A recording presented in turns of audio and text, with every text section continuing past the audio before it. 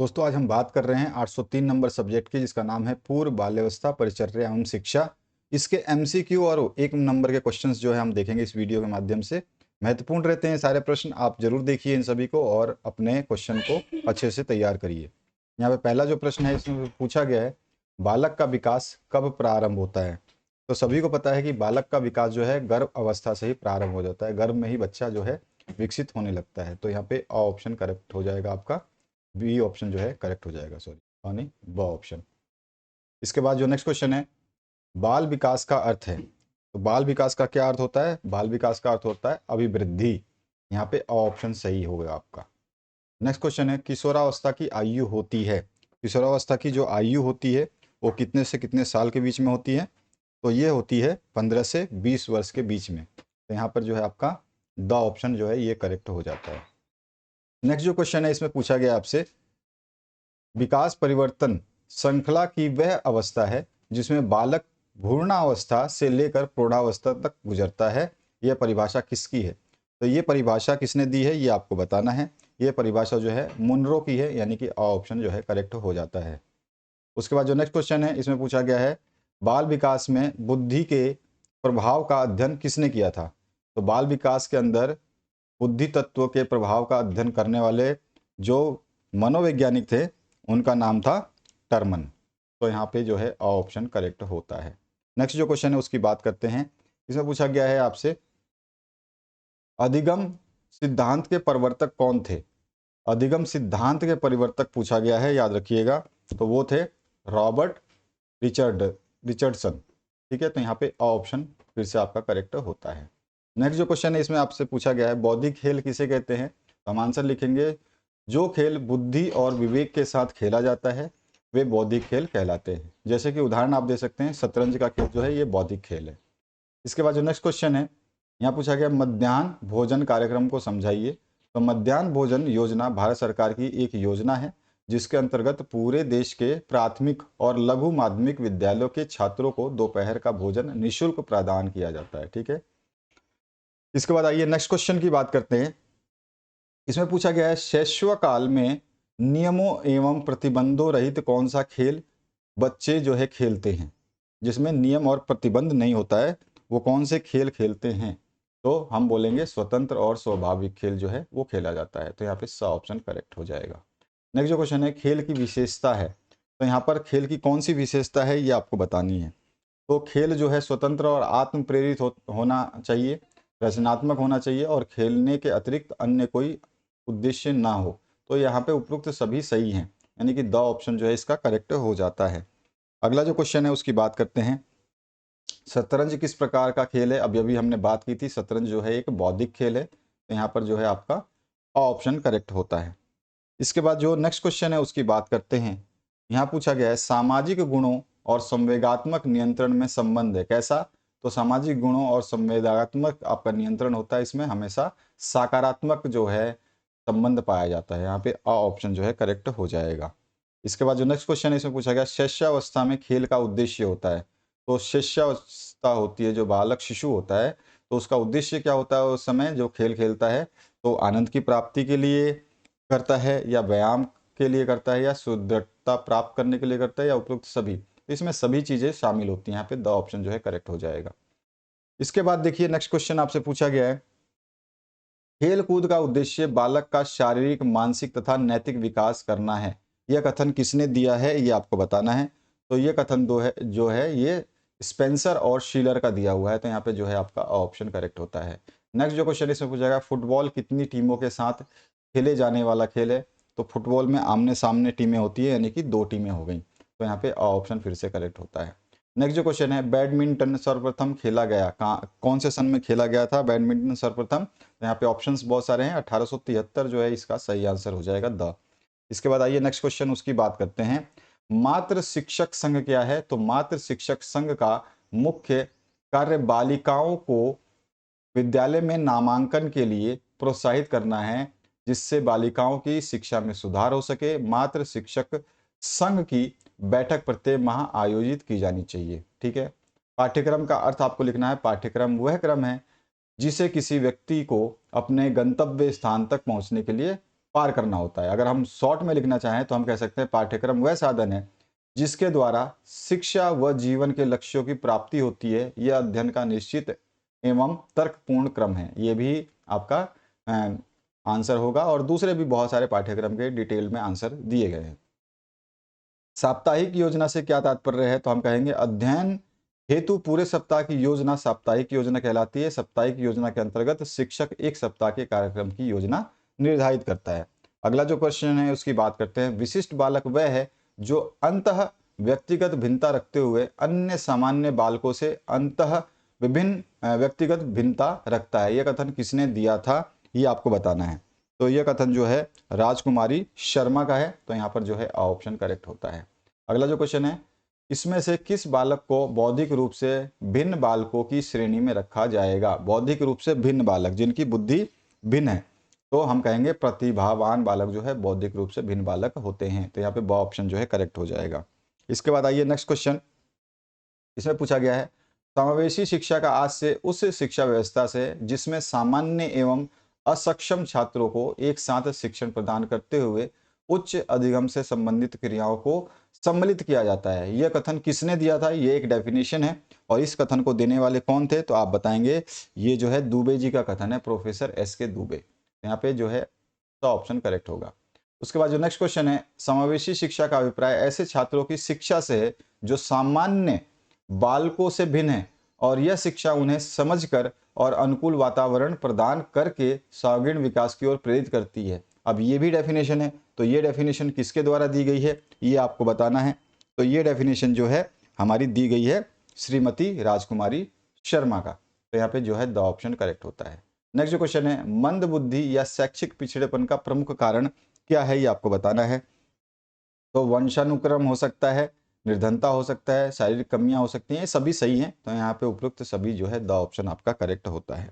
अब आइए next question की बात करते हैं। इसमें पूछा गया रिक्त स्थान की पूर्ति करनी है। पहला जो प्रश्न है, एक शिक्षक के लिए सफल शिक्षण कार्य हेतु खाली स्थान आवश्यक है, तो विषय पर पकड़ आवश्यक है। हम कहेंगे इस पे विषय पर पकड़, विषय पर पकड़ आवश्यक है। इसके बाद जो नेक्स्ट क्वेश्चन इसमें पूछा गया, शिक्षा का अधिकार अधिनियम 2009 में एक अध्यापक के लिए न्यूनतम कार्य खाली स्थान प्रति सप्ताह स्पष्ट है। तो न्यूनतम कार्य जो है वो 45 घंटे है, 45 घंटे। इसके बाद जो नेक्स्ट क्वेश्चन है, शिक्षण की समस्याओं को हल करने का दायित्व तो खाली स्थान का है, तो किसका होता है दायित्व, तो शिक्षण की समस्याएं जो भी होती है वो शिक्षक के द्वारा हल की जाती हैं। यहाँ पे आंसर आ जाएगा शिक्षक। इसके बाद जो नेक्स्ट क्वेश्चन है, वर्णमाला की पहचान खाली स्थान की आयु से शुरू होती है। कितने वर्ष की आयु से शुरू होती है, तो 3 वर्ष की आयु से वर्णमाला बच्चा जो है स्पष्ट रूप से समझने लगता है। इसके बाद जो नेक्स्ट क्वेश्चन है, आत्मसम्मान की भावना का लक्षण खाली स्थान प्रकट करती है, तो क्या प्रकट करती है, तो हम कहेंगे लक्षण जो है जब आत्मसम्मान की बात आती है, आत्मसम्मान की भावना जब आने लगती है तो बच्चा जो है वो किशोरावस्था में पहुंच जाता है, तो हम बोलेंगे किशोरावस्था प्रकट करती है, किशोरावस्था। इसके बाद जो नेक्स्ट क्वेश्चन है उसकी बात करते हैं। इसमें पूछा गया आपसे, बाल्यावस्था में बच्चा सबसे अधिक रुचि खाली स्थान से रखता है, किससे रखता है, तो जो है सबसे अधिक रुचि जो है बाल्यावस्था में बचपन में उसको कहानी सुनने में आता है, तो कहानी से रखता है।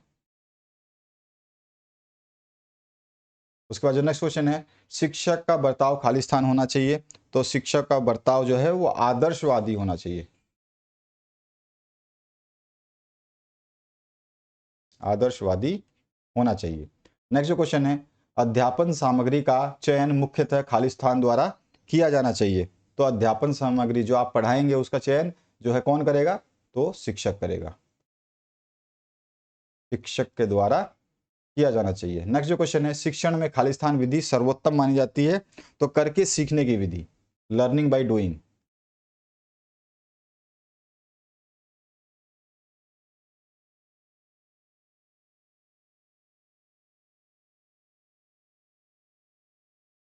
इसके बाद जो नेक्स्ट क्वेश्चन है,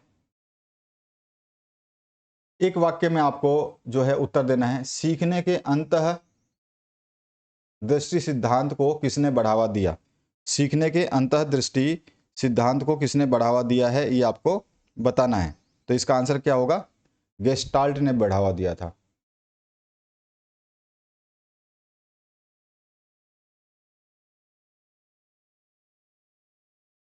ठीक है। इसके बाद जो नेक्स्ट क्वेश्चन है, इसमें पूछा गया है अनुभव द्वारा व्यवहार में परिवर्तन कहलाता है, तो उसे हम क्या बोलते हैं? सीखना, अधिगम कहलाता है। ठीक है, सीखना या अधिगम।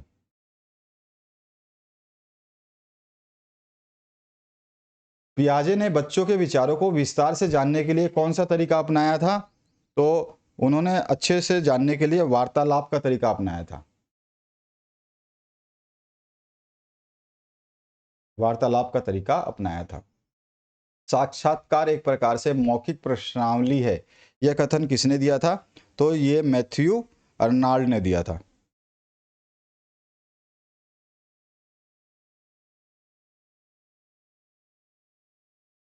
Matthew Arnold.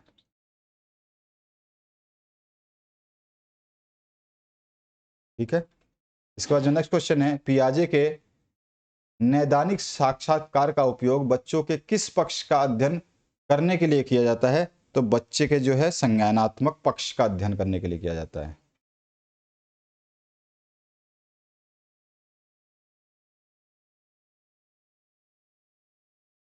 ठीक है। नेक्स्ट जो क्वेश्चन है उसकी बात करते हैं। खेल की प्रमुख विशेषताएं लिखिए। तो खेल के बहुत सारी विशेषताएं हैं। खेल एक जन्मजात स्वाभाविक एवं प्राकृतिक प्रवृत्ति है। खेल स्वतंत्र एवं आत्म प्रेरित होता है। खेल स्फूर्ति और आनंद प्रदान करता है। खेल में कुछ रचनात्मकता होती है। खेल में खेलने की क्रिया के अतिरिक्त कोई अन्य उद्देश्य नहीं होता। बालकों के खेल भिन्न होते हैं। खेल परंपराओं में प्रभावित होता है। आयु वृद्धि के साथ शारीरिक क्रियाओं से संबंधित खेल घटते जाते हैं। आयु वृद्धि के साथ खेल का समय कम होता जाता है और आयु वृद्धि के साथ विशिष्ट क्रियाएं बढ़ती रहती हैं। इस तरह से आप जो है आंसर लिख सकते हैं। इसके बाद जो नेक्स्ट क्वेश्चन है, पाठ्यक्रम के प्रमुख उद्देश्य क्या है? हमने अभी पढ़ा था कि पाठ्यक्रम क्या होता है, उसका अर्थ क्या होता है, और पाठ्यक्रम का उद्देश्य क्या है? तो पाठ्यक्रम को विषयों तथा क्रियाओं के बीच की खाई को पटाकर यानी कम करके बालक के सामने ऐसी क्रियाओं को प्रस्तुत करना है जो उसके वर्तमान और भावी जीवन के लिए उपयोगी बना सके उसको। पाठ्यक्रम को बालक के चिंतन, मनन, तर्क और विवेक एवं निर्णय आदि सभी मानसिक शक्तियों का विकास करना क्या है, इसका उद्देश्य है। पाठ्यक्रम बालक के संपूर्ण विकास हेतु साधन प्रदान करता है जिसकी सहायता से शिक्षण की क्रिया को संपादित किया जाता है। पाठ्यक्रम को ज्ञान तथा खोज की सीमाओं को बढ़ाने के लिए अन्वेषण का सृजन करना जो है इसका उद्देश्य है। इसके बाद जो नेक्स्ट क्वेश्चन है, इसी तरह से इसके और भी आंसर्स है जिनको आप पढ़ सकते हैं। आइए नेक्स्ट क्वेश्चन की बात करें तो यहाँ पे सबसे पहला प्रश्न पूछा गया है, ECCE कार्यक्रम की प्रमुख विशेषता जो है वो क्या है? तो हम बताएंगे ECC कार्यक्रम जो है वो बाल केंद्रित भी है, क्रिया आधारित भी है, खेलों द्वारा शिक्षा दी जाती है। तो यहाँ पे उपयुक्त सभी जो है सही हो जाएगा। इसके बाद जो नेक्स्ट क्वेश्चन है उसकी बात करते हैं। निम्नांकित में से सूक्ष्म पेशीय कौशल कौन सी है? सूक्ष्म पेशीय कौशल कौन सी है? तो ब्लॉक बनाना जो है सूक्ष्म पेशीय कौशल है। उसके बाद आइए नेक्स्ट क्वेश्चन बात करते हैं। परियोजना विधि के प्रवर्तक कौन है? तो सभी को याद होगा कि जो इसके प्रवर्तक है वो आपके एच कैलपेट्रिक है, तो किलपैट्रिक है। तो यहाँ पे सेकंड जो ऑप्शन है ये करेक्ट हो जाता है।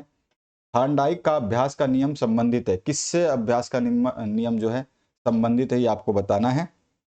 तो अभ्यास का नियम जो है सीखने से संबंधित है, अधिगम से संबंधित है। तो यहाँ पर जो है तीसरा ऑप्शन करेक्ट होता है। नेक्स्ट जो क्वेश्चन है इसमें पूछा गया है मूल्यांकन प्रक्रिया का प्रथम सोपान जो है वो क्या होगा? तो प्रथम सोपान जो होता है वो क्या होता है? शैक्षिक उद्देश्यों का निर्धारण करना, यानी कि आपका थर्ड ऑप्शन करेक्ट होता है। अगला जो प्रश्न है उसकी बात करती है। इंग्लिश मीडियम विद्यार्थी जो है वही इन प्रश्नों को देख सकते हैं, वही क्वेश्चन है जिनके आंसर अभी हमने डिस्कस किए थे। अब आइए नेक्स्ट क्वेश्चन की बात करते हैं। जननी सुरक्षा योजना का उद्देश्य क्या है? तो हम लिखेंगे गरीब गर्भवती महिलाओं के बीच संस्थागत प्रसव को बढ़ावा देकर मातृ एवं नवजात मृत्यु दर को कम करना, यानी माता जो जन्म देने वाली है और जो जन्म लेने वाला शिशु है उसकी मृत्यु दर को कम करना जो है ये इसका जननी सुरक्षा योजना का उद्देश्य है। ठीक है, संस्थागत प्रसव को बढ़ावा देना है। ठीक है। इसके अलावा राष्ट्रीय पठ्यचर्या रूपरेखा NCF को किस वर्ष प्रस्तावित किया गया था? तो 2005 में इसको प्रस्तावित किया गया था। गत्यात्मक विकास से आप क्या समझते हैं? तो किसी कार्य को बेहतर तरीके से कर पाने की क्षमता का विकास होना ही गत्यात्मक विकास कहलाता है। संतुलित आहार किसे कहते हैं? तो संतुलित आहार में वे सभी आवश्यक तत्व होते हैं जिनकी मानव शरीर को आवश्यकता होती है, जैसे कि आपका कैल्शियम, विटामिन, कार्बोहाइड्रेट, आयरन, ये सब कुछ जो है, खनिज लवण, ये सब इसमें शामिल होते हैं। या फिर हम इसका डेफिनेशन लिख सकते हैं, किसी व्यक्ति को स्वस्थ बनाने और सभी लाभ और आवश्यक पोषक तत्व प्राप्त करने के लिए सभी प्रकार के विटामिन, खनिज, प्रोटीन, कार्बोहाइड्रेट, वसा के संयुक्त या संयोजन से युक्त भोजन योजना को संतुलित आहार कहा जाता है। इसके बाद आइए नेक्स्ट क्वेश्चन, उसकी बात करते हैं। फ्रॉवेल के शिक्षा दर्शन पर आधारित विद्यालय जो है उसको बोला जाता है किंडरगार्टन, ठीक है, तो ये ध्यान रखिएगा। नेक्स्ट, व्यवहार संबंधी कठिनाइयों के प्रकार जो है वो कौन से हैं? तो व्यवहार की आवृत्ति और व्यवहार की तीव्रता, दोनों ही सही है, तो यहाँ पे फर्स्ट और सेकंड दोनों ही करेक्ट होंगे। व्यवहार के कारण, व्यवहार में परिवर्तन ही सीखना है, यह परिभाषा जो है गिलफोर्ड ने दी थी, याद रखिएगा। अगला जो प्रश्न है इसमें पूछा गया है, प्रतिदिन योजना में गतिविधि होनी चाहिए, यानी हर दिन जो योजना करेंगे उसमें कैसी गतिविधि होनी चाहिए? तो हाथों से संबंधित क्रिया होनी चाहिए, मस्तिष्क से क्रिया होनी चाहिए, जिज्ञासा के लिए भी क्रिया होनी चाहिए। उपरोक्त सभी सही है इसका आंसर। अवलोकन की परिस्थिति क्या है? तो अवलोकन की परिस्थिति क्या है? अवलोकन का समय, ठीक है, अवलोकन का समय जो है ये अवलोकन की परिस्थिति है। इसके बाद आइए नेक्स्ट क्वेश्चन की बात करते हैं। इसमें पूछा गया आपसे, खालिस्तान एक गामक अधिगम है, तो तैरना जो है एक गामक अधिगम है, तो ये हमारा तैरना जो है इसका आंसर हो जाएगा। इसके बाद जो नेक्स्ट क्वेश्चन है, पियाजे के अनुसार औपचारिक क्रियात्मक अवस्था जो है वो 11 से 15 वर्ष की मानी जाती है, तो आपको याद रखना है।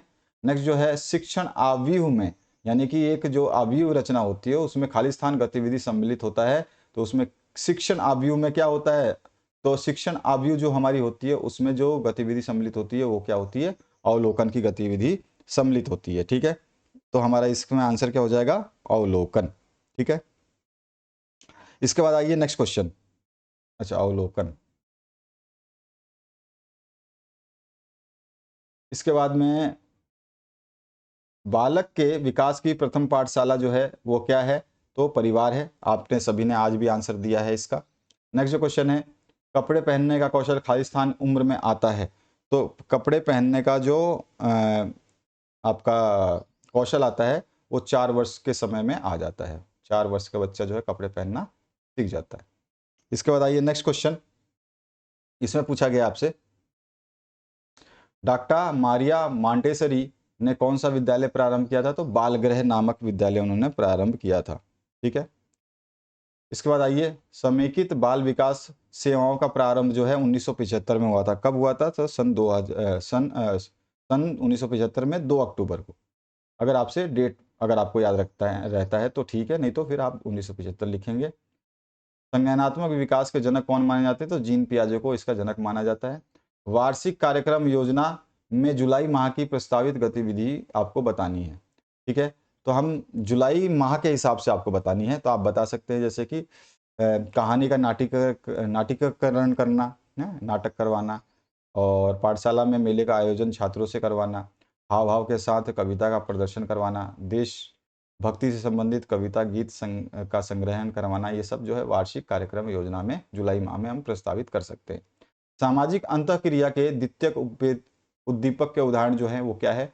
तो द्वितीय उद्दीपक की बात कर रहे हैं, जब हम समाज में बात करते हैं, ठीक है, समाज में इंटरेक्शन करते हैं, अंतःक्रिया का मतलब होता है वार्तालाप करना, ठीक है, तो द्वितीय उद्दीपक में आते हैं सहयोग और समायोजन, ठीक है। इसके बाद आइए नेक्स्ट क्वेश्चन की बात करते हैं। यहाँ पूछा गया है, शाला पूर्व तैयारी की रचनात्मक गतिविधियां लिखिए, तो चित्रकारी करना, रंग भरना, स्केचिंग करना जो है शाला पूर्व यानी विद्यालय जाने से पहले, क्ले मिट्टी से खिलौने बनाना है, अरिगेमी यानी पशु पक्षी और विभिन्न आकृतियां बनाना, मुखौटे बनाना, गुड्डे गुड़िया बनाना, ये सब जो है स्कूल जाने से पहले गतिविधियां कर सकते हैं। समेकित बाल विकास सेवाओं का संगठन बताइए, तो यह योजना मुख्य रूप से आंगनवाड़ी केंद्र के माध्यम से चलाई जाती है। योजना महिला एवं बाल विकास मंत्रालय के अधीन है, ठीक है, ये इसका संगठन है। इसके बाद आइए नेक्स्ट क्वेश्चन। इसमें पूछा गया है, राष्ट्रीय रक्त अल्पता प्रोफाइलेसिस कार्यक्रम क्या है? तो हम बोलेंगे इसमें भारत में पोषण संबंधी एनीमिया रोकथाम कार्यक्रम पर चर्चा की गई है। जिसको रक्त की कमी होती है उसको एनीमिया होता है, ठीक है ना, खून की कमी को एनीमिया बोला जाता है, तो उसकी रोकथाम कार्यक्रम जो हैं उस पर चर्चा की गई है, जो गर्भवती महिलाओं, स्तनपान कराने वाली महिलाओं और 1 से 12 वर्ष की आयु के बच्चों को आयरन और फोलिक एसिड जो खून को बढ़ाते हैं की खुराक प्रदान करते हैं। तो यह है राष्ट्रीय रक्त अल्पता प्रोफाइलिसिस कार्यक्रम। इसके बाद आइए नेक्स्ट क्वेश्चन, जननी सुरक्षा योजना क्या है? तो अभी अभी मैंने ऊपर डिस्कस किया था जननी सुरक्षा योजना क्या है, ठीक है ना। नेक्स्ट जो क्वेश्चन है इसमें पूछा गया है क्रियाकलाप आधारित शिक्षण विधि के गुण लिखिए। तो हम बोल सकते हैं ये बच्चों को अपने ज्ञान और सोच को व्यक्त करने के तरीके में रचनात्मक होने के लिए प्रोत्साहित करता है। यह पद्धति छात्रों को यह अवसर प्रदान करती है कि वे जो भी सीखते हैं उसे करने के साथ साथ मौखिक रूप से भी व्यक्त करें, ठीक है। यह है क्रियाकलाप आधारित शिक्षण, इसके गुण। परियोजना विधि के सोपान आपको लिखने हैं, तो हम बताएंगे परिस्थिति उत्पन्न करना यानी कोई सिचुएशन क्रिएट करना, फिर परियोजनाओं का चयन करना, ठीक है, और फिर उसके बाद में परियोजना का रूपरेखा बनाना, फिर परियोजना का क्रियान्वयन यानी कि उसको अपने आगे बढ़ाना, है ना।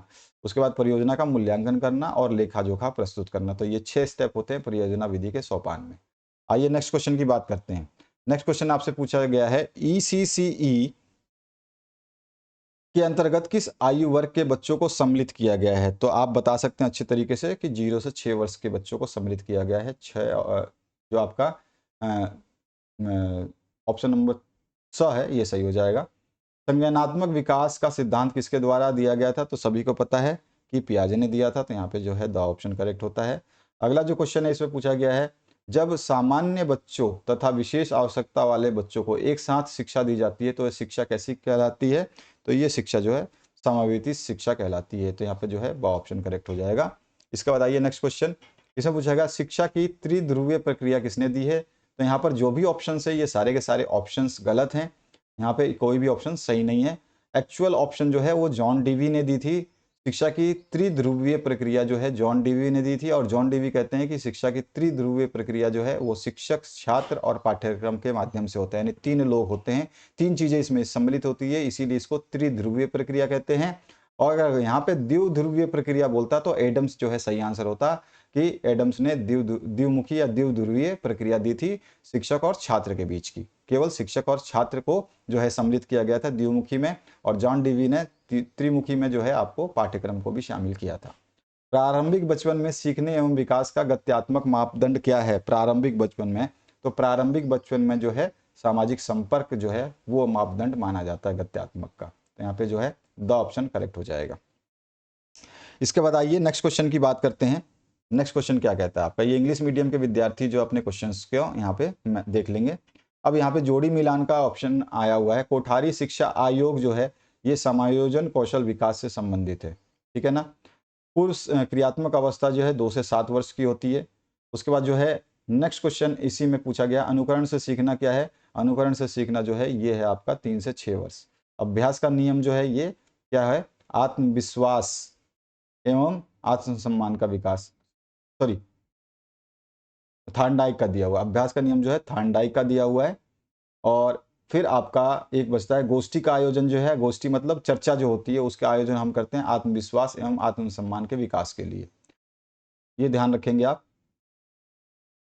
अब आइए नेक्स्ट क्वेश्चन की बात करते हैं, वही क्वेश्चन को आप यहाँ पे मैच कर लेंगे। चलिए अब नेक्स्ट क्वेश्चन की बात करते हैं।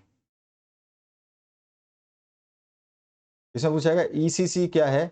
तो इसको बोलेंगे पूर्व विद्यालय आयु के बच्चों के लिए प्रारंभिक बचपन की देखभाल और शिक्षा प्रदान करना ECC है, जिसमें 0 से 6 वर्ष तक के बच्चे को शामिल किया जाता है। समेकित बाल विकास सेवाओं का प्रारंभ जो है सन 1975 में हुआ था। अभी अभी मैंने थोड़ी देर पहले बताया था 2 अक्टूबर इसका आंसर होगा, जो 2 अक्टूबर अगर डेट आपसे पूछे तो।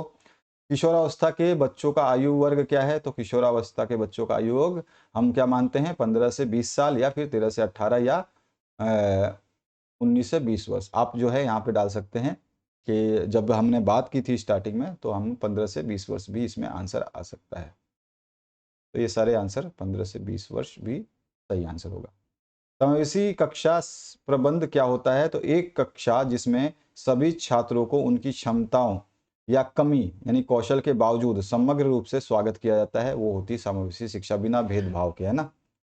इसके बाद आइए उद्दीपक तथा प्रतिक्रियाओं के माध्यम से बनने वाले संयोग से कौन सी क्रिया संपन्न होती है? तो प्रोत्साहन की क्रिया संपन्न होती है। अगला जो क्वेश्चन है उसकी बात करते हैं। इसमें क्या पूछा गया आपसे, शिशु शिक्षा शिक्षक की कोई दो विशेषताएं लिखिए। तो हम बता सकते हैं पहली विशेषता, शिक्षकों के द्वारा बच्चों में बौद्धिक विकास करना और शिक्षकों के द्वारा बच्चों में व्यक्तित्व का निर्माण करना जो है, ये दो विशेषताएं हो जाएंगी। पूर्व बाल्यावस्था शिक्षा में स्कूल शिक्षा विभाग क्या सहयोग करता है, तो हम बोलेंगे कि ईसीसी द्वारा बनाए गए नियमों को लागू कर बालकों के में बिना भेदभाव के समग्र विकास में सहयोग करता है। इसके बाद आइए नेक्स्ट क्वेश्चन, उसकी बात करते हैं। पूर्व अवस्था की पाठ्यचर्या की कोई दो विशेषताएं लिखिए। तो आयु और विकास की दृष्टि से उपयुक्त पाठ्यक्रम जो है इसमें मिलता है।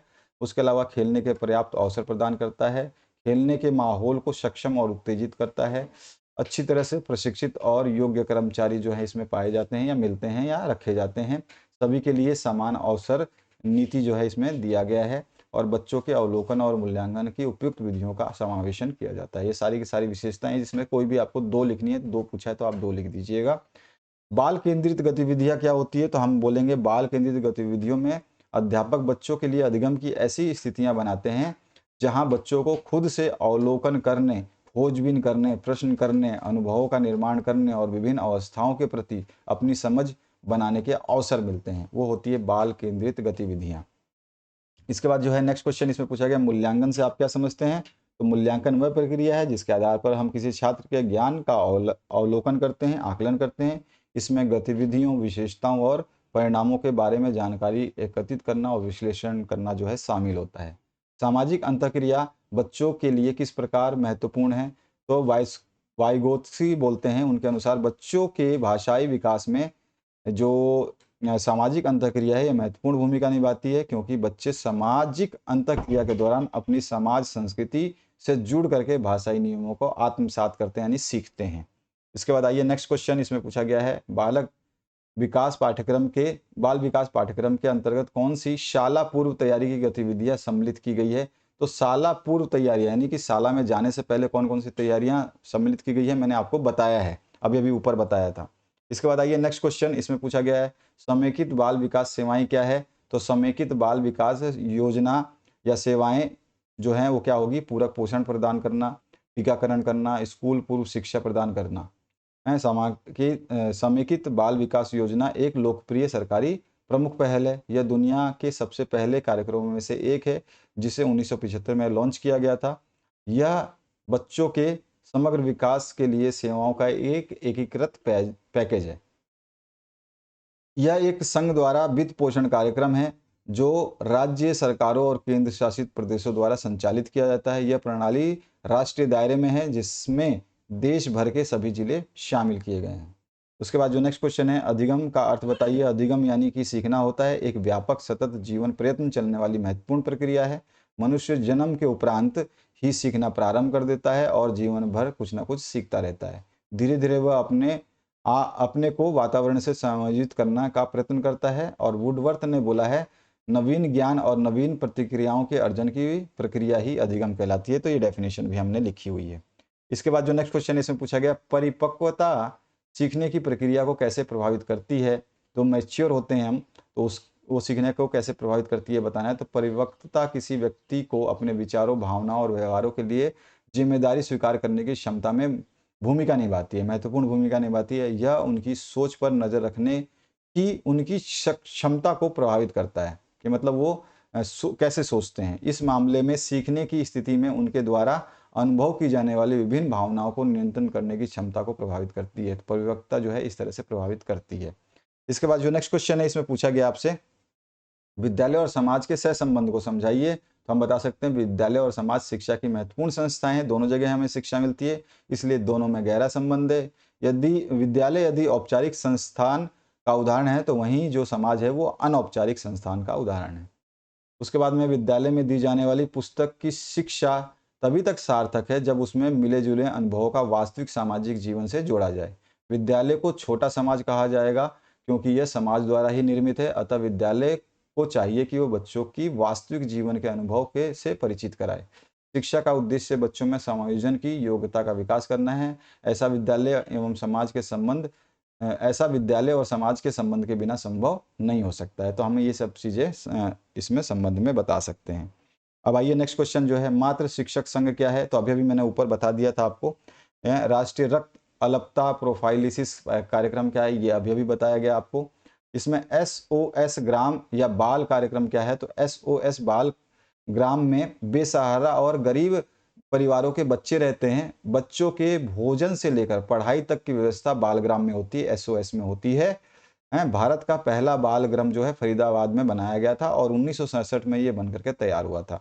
वर्तमान में भारत में SOS के 40 बाल ग्राम हैं। फरीदाबाद में 2 हैं SOS बाल ग्राम, ठीक है, जो चलाए जा रहे हैं। एक ग्रीनफील्ड में है, जबकि दूसरा जो है सेक्टर 29 में, अगर आप लिखना चाहें तो। और दोनों में लगभग 229 बच्चे जो रहते हैं। बालग्राम में अलग अलग घर बनाए गए हैं। हर घर में एक महिला 10 बच्चों की देखभाल करती है। तो ये डिटेल जो है बालग्राम में आप लिख सकते हैं। इसके बाद जो नेक्स्ट क्वेश्चन इसमें पूछा गया, सीखने की प्रमुख विशेषताएं लिखिए।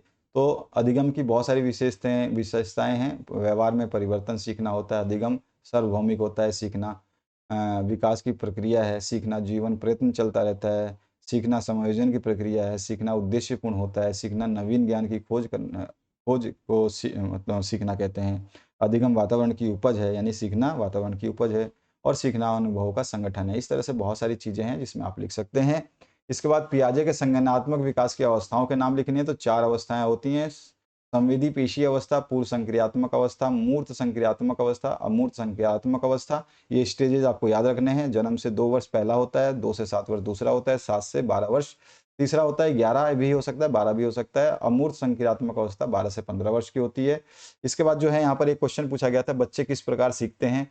तो यहाँ पर हम आंसर देंगे, बच्चे विभिन्न तरीकों से, जैसे कि पढ़कर, सुनकर, देखकर, क्रिया करके जो है सीखते हैं, अनुकरण करते हैं।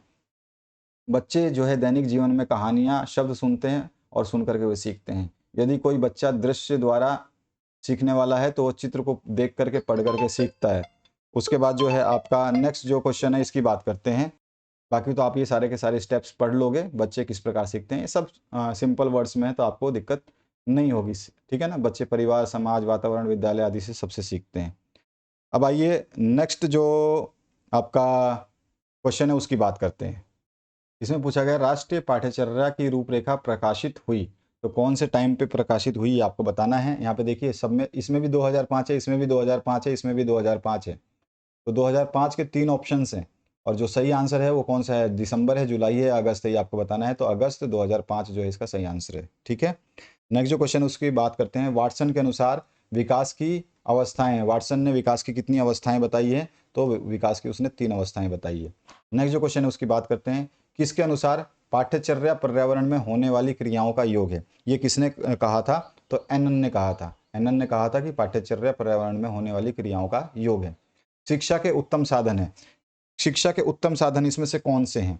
तो देखिए, शिक्षा का साधन परिवार भी है, यानी कि आपका परिवार भी है, आपका घर भी है, समाज भी है। तो उपरोक्त सभी सही आंसर है, डी ऑप्शन जो है इसमें करेक्ट होता है। इसके बाद जो नेक्स्ट क्वेश्चन है इसमें पूछा गया है, परिवार की विशेषता है। तो परिवार जो है सार्वभौमिक संस्था है, परिवार सामाजिक सुरक्षा प्रदान करता है, परिवार जो है भावनात्मक आधार देता है। तो उपरोक्त सभी जो है यहाँ पे सही होता है, यहाँ पे भी डी ऑप्शन करेक्ट है।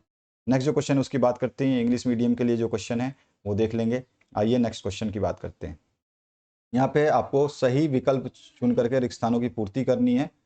सबसे पहला क्वेश्चन है इसमें, खाली स्थान बालक के विकास की प्रथम पाठशाला है। तो अभी अभी हमने क्वेश्चन आप करके भी आए हैं, तो इसमें सही आंसर हो जाएगा परिवार। परिवार जो है बालक के विकास की प्रथम पाठशाला है। तो हम यहाँ पे लिखेंगे परिवार।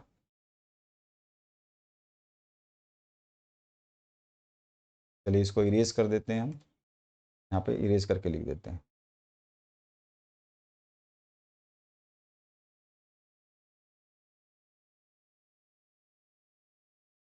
ठीक है, परिवार जो है बालक के विकास की प्रथम बार। राधा कृष्णन आयोग का गठन जो है खालिस्तान में हुआ। तो राधा कृष्णन आयोग का गठन सन 1948 में हुआ। तो यहाँ पे ऑप्शन दिया गया है, देख रहे हो आप। तो ये 1948 सही है। वैलेंटीन ने खालिस्तान को आदर्श अवस्था बताया है। तो वैलेंटीन ने जो है, यहाँ पे मैं ऑप्शन से लिखता जाता हूँ, ये पहले का ऑप्शन है, ये अभी दूसरे का हमने किया है। वैलेंटीन ने शिष्यावस्था को आदर्श अवस्था बताया है, बिल्कुल सही ऑप्शन है ये। तो यहाँ पे तीसरा का आंसर ये हो जाएगा। किशोरावस्था की अवधि जो है खालिस्तान से खाली स्थान है। तो यहाँ पे जो ऑप्शंस दिए हैं उसके हिसाब से भरना है। तो 12 से 18 वर्ष का ऑप्शन दिया गया है। तो हम 12 से 18 वर्ष को सही आंसर मानेंगे। तो यहाँ पे जो है चौथा ऑप्शन 4 नंबर ये ठीक हो जाएगा। उसके बाद जो है ईसीई की अवधारणा सर्वप्रथम उसके बाद किशोरावस्था की अवधि हमने कर ली। ईसीसीई की अवधारणा सर्वप्रथम खालिस्तान में प्रकाशित हुई, तो कौन से सन में प्रकाशित हुई? तो राष्ट्रीय 1986 की राष्ट्रीय शिक्षा नीति के अंतर्गत। तो ये ध्यान रखना है, ये वाला ऑप्शन जो है ये सही हो जाएगा, इसका 5वें का ऑप्शन ये है। आइए नेक्स्ट क्वेश्चन को देखते हैं। यहाँ पे पूछा गया ईसीसीई में प्रवेश की आयु क्या है? अभी हमने बात करी थी 0 से 6 वर्ष होती है। कितने वर्ष के बालकों को आंगनवाड़ी में शिक्षा प्रदान की जाती है? दी जाती है 3 से 6 वर्ष तक के बालकों को। ठीक है। भाषा विकास का प्रथम चरण क्या है? तो भाषा विकास का प्रथम चरण है सुनना, यानी कि श्रवण कौशल। सुनना होता है, ठीक है, फिर पढ़ना होता है और फिर लिखना होता है। तो ऐसे होता है सुनना, पढ़ना, लिखना। याद रखिएगा, सुनना, पढ़ना, लिखना, ये आपके चरण है। 3 चरण होते हैं। पहला है सुनना, दूसरा होता है पहला होता है सुनना, दूसरा होता है पढ़ना और तीसरा होता है लिखना। लिखना अंतिम होता है। पाठ योजना में सहायक सामग्री लिखिए। बहुत सारी जो है आप सामग्री का उपयोग कर सकते हैं, black board, chart, model, flash card, चित्र। ठीक है। इसके बाद जो है नेक्स्ट क्वेश्चन है, विद्यालय शब्द की उत्पत्ति किससे हुई है? तो संस्कृत शब्द से उत्पत्ति हुई है, जिसका हम ब्रेकअप कर सकते हैं विद्या प्लस आलय। ठीक है। आगे आइए नेक्स्ट क्वेश्चन की बात करते हैं। संवेदन गति अधिगम क्या है, ये आपको बताना है। अधिगम का अर्थ स्पष्ट करना है। पाठ्यचर्या क्या है, अभी अभी हमने बताया था आपको। अनौपचारिक शिक्षा को लिखिए। प्रतिवेदन लेखन का अर्थ स्पष्ट करना है। पोर्टफोलियो क्या है, परिवार को परिभाषित करना है। विद्यालय का अर्थ स्पष्ट करना है। शैशवावस्था क्या है, बाल्यावस्था को स्पष्ट करना है। तो इस तरह के क्वेश्चन आपसे पूछे जाएंगे। ईसीसी की अवधारणा स्पष्ट करनी है। आंगनवाड़ी केंद्र क्या है, ये सभी क्वेश्चन अभी अभी मैंने थोड़ा सा आपको डिटेल में बताया था। राष्ट्रीय पाठ्यचर्या रूपरेखा के उद्देश्य क्या है, राष्ट्रीय पाठ्यचर्या रूपरेखा के मार्गदर्शक सिद्धांत क्या हैं, बालक कैसे सीखते हैं, अभी भी मैंने बताया था बालक कैसे सीखते हैं। शैशवावस्था की क्या क्या विशेषताएं होती हैं। बाल्यावस्था में शिक्षा का स्वरूप आपको स्पष्ट करना है। बाल्यावस्था में विभिन्न संस्थानों या संस्थाओं के प्रभाव का वर्णन करना है। उसके अलावा पाठ्यचर्या की विशेषताएं बतानी है। पाठ्यचर्या विकास के सिद्धांत लिखने हैं। इकाई योजना का क्या अर्थ है, इसके विशेषताओं पे प्रकाश डालना है। पाठ्य योजना निर्माण के सिद्धांत क्या हैं। प्रभावशाली एवं सूचनात्मक अभिलेखन के नियम क्या हैं। विद्यालय की आवश्यकता एवं महत्व पर प्रकाश डालनी है। शिशु शिक्षा शिक्षक की विशेषताओं का वर्णन करना है। विद्यालयों में प्रारंभिक अधिगम की चुनौतियां क्या हो सकती हैं, ये बताना है। बालक के संवेगात्मक विकास को प्रभावित करने वाला कारक क्या है, संवेगिक बुद्धि क्या है, संवेगी बुद्धि के तत्वों की विवेचना करनी है। तो इस तरह के प्रश्न आपसे एग्जाम में पूछे जाते हैं, तो ध्यान रखिएगा थोड़ा सा। आशा करता हूँ कि ये वीडियो समझ में आ गया हो। बाकी यहाँ पे थंबनेल में सारे की सारी चीज़ें आ रही हैं, इनको देख करके आप पढ़ सकते हैं।